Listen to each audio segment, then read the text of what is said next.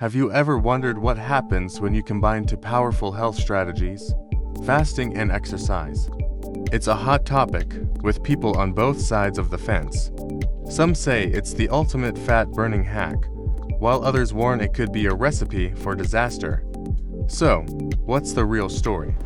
Today, we're diving deep into the science behind working out in a fasted state to uncover what it actually does to your body. First, let's get on the same page about what fasted exercise means. It's simply working out when your body is in a fasted state, typically after not eating for several hours. The most common way people do this is by exercising in the morning before their first meal. This means your last meal was dinner the night before, giving you an 8 to 12-hour fasting window. During this time, your body has finished digesting and is starting to tap into its stored energy. So, the big question is, why would anyone do this? The main reason you hear about is enhanced fat burning, and there's some truth to this. When you eat, especially carbohydrates, your body releases insulin. Insulin's job is to help your cells absorb glucose from your bloodstream for energy. When insulin levels are high, your body is in storage mode and is less likely to burn stored fat. But when you're fasted, your insulin levels are low. Your primary fuel source, glycogen, which is stored glucose in your liver and muscles, is also partially depleted. With less readily available sugar, your body has to look for an alternative fuel source. And guess what that is? Your stored body fat. Your body starts breaking down fat into fatty acids, which can then be used for energy. This process is called lipolysis. Several studies have shown that exercising in a fasted state can indeed lead to a higher rate of fat oxidation, meaning you burn more fat during the workout itself compared to exercising after a meal. One study even suggested it could be up to 20% more. Sounds amazing, right? But hold on, it's not quite that simple. While you might burn more fat during the workout, we have to look at the bigger picture, the full 24-hour cycle. Some research suggests that your body might compensate later in the day by burning less fat and more carbohydrates. Think of it like a seesaw. If you burn more fat in the morning, your body might flip the switch and burn more carbs later on. So, over a 24-hour period, the total amount of fat burned might end up being pretty similar whether you exercise fasted or fed. The jury is still a bit out on whether it leads to greater long-term fat loss, but the potential is definitely there. Beyond just fat burning, fasted exercise might have another cool benefit: improving your metabolic flexibility. This is your body's ability to efficiently switch between burning carbs and burning fat for fuel. A metabolically flexible person can easily tap into fat stores when needed, which is great for energy stability and overall health. By regularly training in a fasted state, you're essentially teaching your body to become better at using fat for fuel. This can make you a more efficient fat-burning machine, not just during exercise, but all the time. Another exciting area is the impact on human growth hormone, or HGH. HGH is a powerful hormone that plays a key role in muscle growth, fat metabolism, and cellular repair. Both fasting and exercise are known to independently boost HGH levels. So, when you combine them, you can get a significant spike.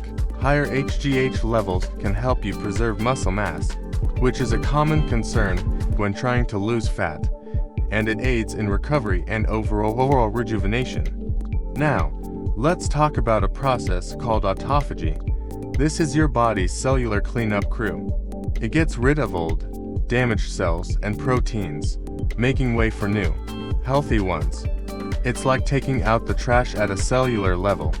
Fasting is one of the most potent ways to stimulate autophagy. When you add exercise into the mix, especially fasted exercise, you might enhance this process even further. This cellular spring cleaning is incredibly important for long-term health and slowing down the aging process. Okay, so we've covered some amazing potential benefits, but what about the downsides? Are there any risks we need to be aware of? Absolutely. The most immediate concern for many people is performance. If your goal is to lift the heaviest weight possible, sprint your fastest, or engage in high-intensity interval training, working out on an empty stomach might not be your best bet. Why?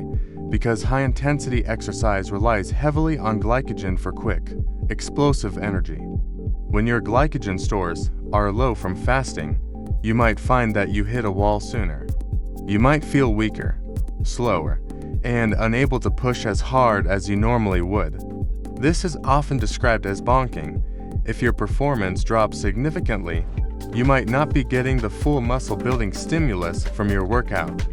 After all, if you can't lift as heavy or train as intensely, your results could suffer over time. This leads to the next point: muscle loss. This is a huge fear for many people. The theory is that if your body runs out of glycogen and can't access fat fast enough, it might start breaking down muscle protein for energy. This process is called gluconeogenesis. While this is a valid concern for most people doing moderate exercise, it's not as big of a risk as it's made out to be, especially if you're not in a prolonged severe calorie deficit and you're eating enough protein throughout the day. Your body is smart. It prefers to preserve precious muscle tissue. However, for very long or intense workouts in a fasted state, the risk does increase. It's also crucial to listen to your body. Some people feel amazing working out fasted. They report feeling lighter, more focused, and energized. Others just feel weak, dizzy, and nauseous. There's no one-size-fits-all answer here. Your genetics, your fitness level, your diet, and how well adapted you are to fasting all play a role. If you try it and feel terrible, don't force it. It might just not be the right strategy for you. So, how can you make fasted exercise work for you if you decide to try it?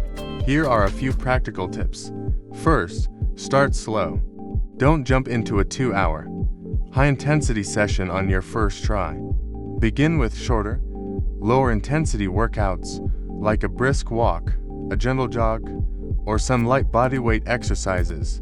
See how your body responds and gradually increase the duration or intensity from there. Second, hydration is non-negotiable.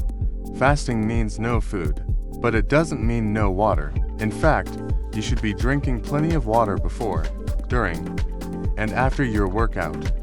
You can also have black coffee or unsweetened tea before you train.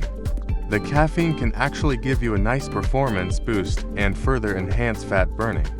Third, what you do after your workout is just as important as what you do before. To maximize recovery and muscle growth, you lions want to break your fast with a well-balanced meal containing both protein and carbohydrates within a couple of hours after you finish exercising. The protein is essential for repairing and building muscle tissue, and the carbs will help replenish your depleted glycogen stores. So, what's the final verdict? Is exercising while fasting a magic bullet? Probably not. Is it a dangerous practice to be avoided at all costs for most healthy individuals? No. It's a tool, and like any tool, it has specific uses and potential benefits. If your primary goal is general health, improved metabolic flexibility, and potentially enhanced fat burning during your workout, then moderate intensity fasted cardio could be a great strategy for you. Think jogging, cycling, or using the elliptical. If your goal is maximum performance, building muscle, and hitting new personal records in the gym, you'll likely perform better by having a pre-workout meal with some carbohydrates to fuel your session. Ultimately, the best approach is the one you can stick with consistently and that makes you feel good. Experiment safely, pay close attention to your body signals, and don't get caught up in the hype. Whether you choose to eat before you train or not, the most important thing is that you're moving your body regularly. That's the real key to long-term health and fitness. Thanks for watching. If you found this video helpful, give it a thumbs up and let me know your experiences with fasted training in the comments below. And don't forget to subscribe for more evidence-based health and fitness content. See you in the next one.